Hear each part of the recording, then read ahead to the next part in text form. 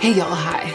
I feel like I used to once in a while do videos that were like the first one, the original, was how to look amazing when you feel awful. A couple of iterations scattered through the years that were like getting yourself together when you feel bad, when you wake up on the wrong side of the bed, etc. Here in 2025, I feel like that's become my personal brand. Every week I'm like sitting down to film, I feel wretched and I need to get myself together. And once again today I was like, I've got a brilliant idea for a video that will be great for youtube.com, and it's just sticking makeup onto garbage. That's what we're going to be doing today. You know, if you're new-ish here, you might not know that I, in addition to making videos about aesthetics that range from simple makeup videos through to philosophical tomes on video, am a published poet, the author of a prize-winning book of poetry, which I will link at the top of the description box down below. Please take a look if you haven't done that. And now let's get into the meat of this video. I've just been sitting here looking around me in a panic because on top of everything else, my workspace is really a mess. It's like garbage on garbage on garbage over here. I'll make it. My skin is dry. My lips are dry. I just need to start. I need to put something on my lips. The YSC Like a Gloss Hydrating Lip Mask. It has a light white tea scent, a light sweet white tea flavor. Maybe the best scent and flavor of a lip product that I tried in 2024. Maybe the winningest scent. Exactly what the moment called for, and I feel 1,000 times better now. Maybe I don't need makeup. Maybe I just needed a little bit of lip balm. But no, I also need makeup. I'm going to start with the green color corrector. This is the L'Oreal Prime Lab 24-Hour Redness Eraser. I somehow managed not to get it on the parts of my face where I'm the most red, so I'm going back with a little bit more around my nose and mouth. I really don't feel like having a lot of makeup on my skin today. Frankly, my skin it's still quite dry. I didn't do enough to prep it, given how it is. I should have done a sheet mask and a bunch of layers of hydrating skincare before sitting down to film. I didn't have time today. I just had to start when it was time to start. The schedule's much more calendar blocked than it used to be, and here I am filming what will now probably be, instead of how to look amazing when you feel awful, it's like how to look mediocre when you feel like a worm at the bottom of the barrel. That's kind of what I'm aiming for today. You know how they say shoot for the moon and then you'll land among the stars? It's like shoot for mediocrity and then you'll at least get out of the barrel. So I'm just going to use the Lisa Eldridge Skin Tint, which I've still been using like crazy, especially on days like this, because it actually is. It feels like it's got a lot of skincare benefits, and especially with that green color corrector already on there, I think it's really going to get me close to my actual skin tone. Yeah, even Lisa herself is failing to rescue the dry forehead that I have going on. I think I do need to do some masking. It tells me that I need to do some skincare things tonight on my forehead. I haven't been paying attention. I haven't been taking extra good care of myself. I need to take some time to take extra good care of my forehead so it can be the most effective version of itself as it does its work on my face. Maybe I'll do that tonight. But I have achieved a changed color on my face, right? I've changed the tone from blotchy and red through to something a little bit more even, closer to the color of my neck and the skin on the rest of my body. So I've done that. I've done that without it feeling like there's product on top of the skin. And that's really what I wanted. I didn't want to be going about the rest of the day knowing that people could see the makeup on top of my skin. I just am not feeling that right now. But I do want to spot conceal. The NARS Soft Matte Complete Concealer in Chantilly. It occurs to me that this is probably really old. This spot, I use so little at a time, probably so old. But I find that spot concealing makes such a huge difference. It's just taking down the contrast on the darkest spots, which right now are just a few, right? Just 1 or 2 or 3 spots on my face. Up close, you can still see some uneven skin tone. You can still see blotchiness and some scarring on the sides of my face. But at a glance, it looks so much more even just because those 2 or 3 main spots are taken care of. It's almost like if you think of a spectrum of variation in tone, that's what the blotchiness is. 0 being clear and even, and then variation being the numbers, right? Everything that's from 0 to maybe 4, that slight variation in tone, I'm not worrying too much about obscuring that and making it perfect and blanking it out and making it all 0. I'm not worried about taking level 4 noise of of contrast, of blotchiness down to 0, but everything from 4 to 10, everything that's like different enough from 0, like dark enough from 0 to stand out, that I'm at least taking it down to 4, right? I'm using the concealer or foundation at least to like tone it down to 4. That I feel is what makes it look like I have really pretty even, glowy, healthy skin without it looking incredibly fake and blanked out. I hope that my weird attempt at using a numerical analogy just now made sense. I could make a whole video about that. I feel like it's really worked today. I especially relish the feeling of lightness of my skin, meaning it's not heavy with makeup.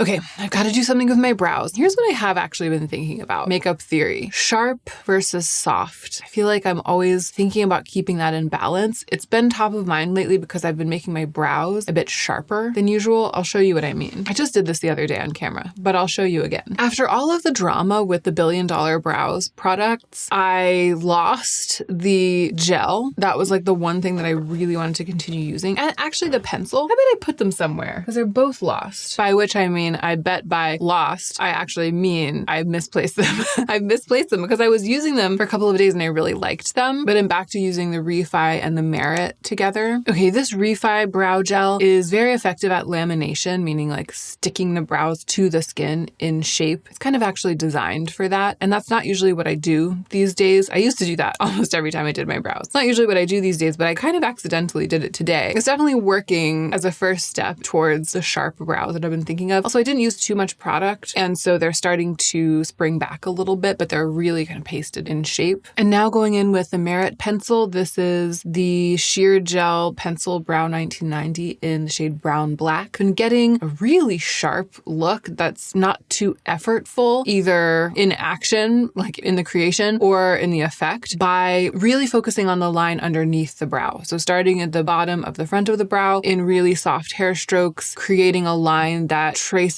underneath the brow all the way into the tail, and then drawing it up a little bit into the brow. I feel like by not defining the top edge at all, but just letting it end in hairs in the top, even though it makes it look a little bit patchier, a little bit less perfected of a shape, that keeps it looking a little more natural, and then the line underneath makes it really defined. So I'm getting a sense of sharpness without it looking like it got totally stamped on my face, like really, really makeup-y. Although with nothing else on the rest of my face except base, it does look quite makeup-y. Hopefully it'll get balanced out by the end. It also just doesn't take as long, so I'm not fussing with up here. I'm just worrying about the line underneath. So I'm gonna leave that for now and see how it sits with me. But here's the thing, because there's a sense of sharpness, a graphic edge to the brow, I feel if I were to do really strong eye makeup, or especially graphic eye makeup or something, it would start to look like a full beat really quickly, which of course there's nothing wrong with that. That kind of makeup can be beautiful, but for me wanting to keep it a little bit more like lived in, I feel that my next move has to be soft instead of sharp. And that's like what I've been thinking about with balance. So for the eyes, you know, I could go soft in terms of color or just leaving nothing on my eyelids. I kind of want to wear eye makeup today. I think I just want to do shine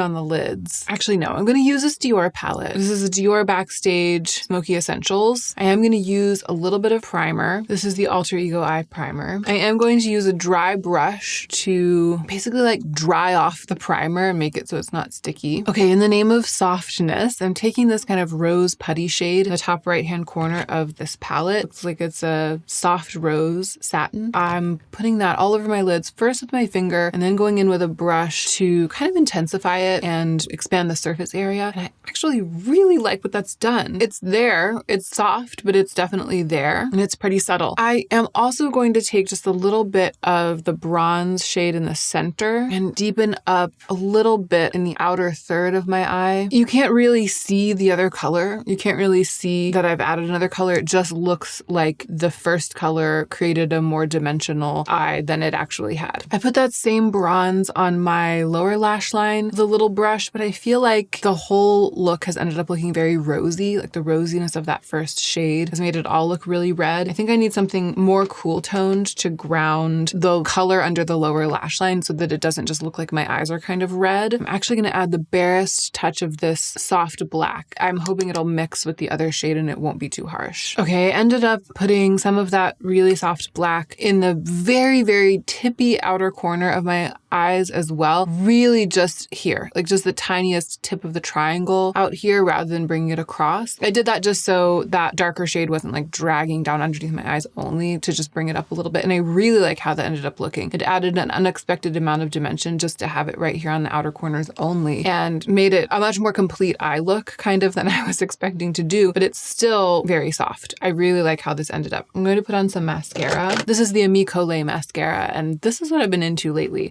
Wiping off the mascara wand pretty significantly, then applying some mascara to the lashes, and then actually wiping it off even more so that it's almost just a dry mascara wand brush, and then going in and really finishing the lashes, making it really wispy and raspy. I really, really like that. What I should do is wash off an old mascara wand from an old mascara and keep it around as a tool, because that's essentially what I'm doing, like wiping it off so that I can have a clean mascara wand. But actually, even after wiping it off the second time, there's still plenty of mascara on the brush. I feel like there's some perfect balance doing that. It ends up this perfect deployment tool of just the tiniest bit of drying mascara. The problem with it, of course, is that by wiping it off over and over again when I use it, I'm going to go through the tube really quickly. So it's not ideal. I should come up with a different method. Okay, the brows are still looking sharp. The eyes are looking pretty soft overall, soft and smudgy. I feel like this look has ended up a little bit like Terry Barber meets the aging Italian movie star vibe. It's a little bit like something you might get if you wore your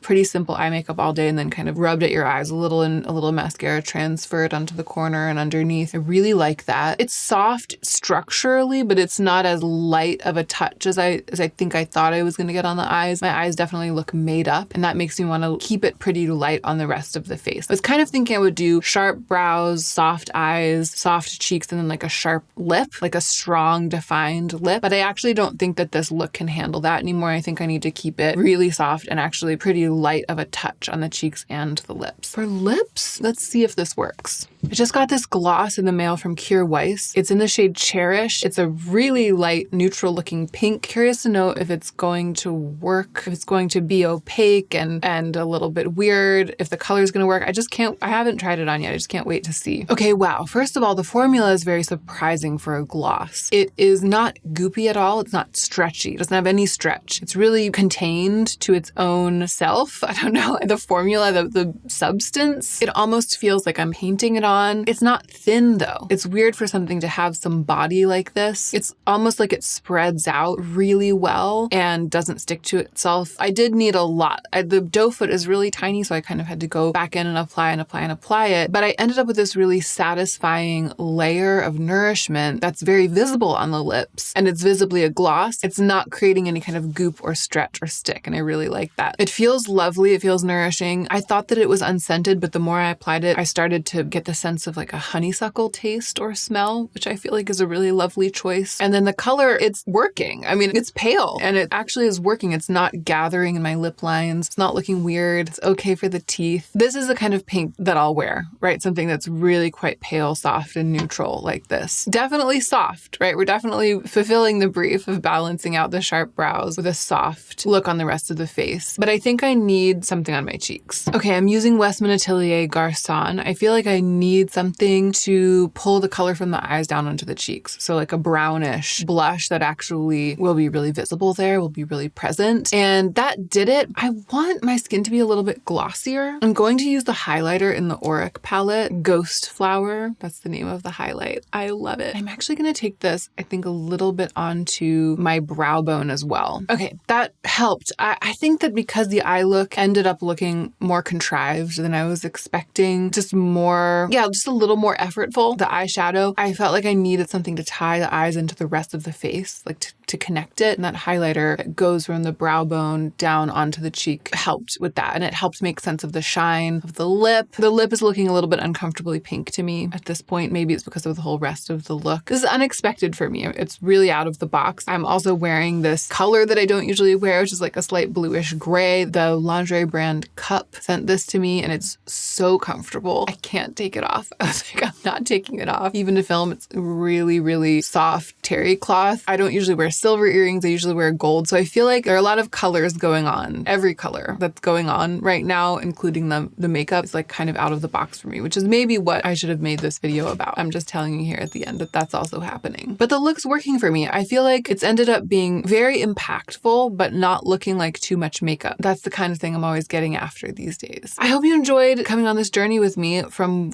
worm at the bottom of the barrel to worm near the top of the barrel. And we'll see. Only time will tell if she's able to crawl out. That's kind of where we are now at the end. Thank you for being here. And don't forget to take extra good care of yourself so that you can be the most effective version of yourself as you do your work in the world.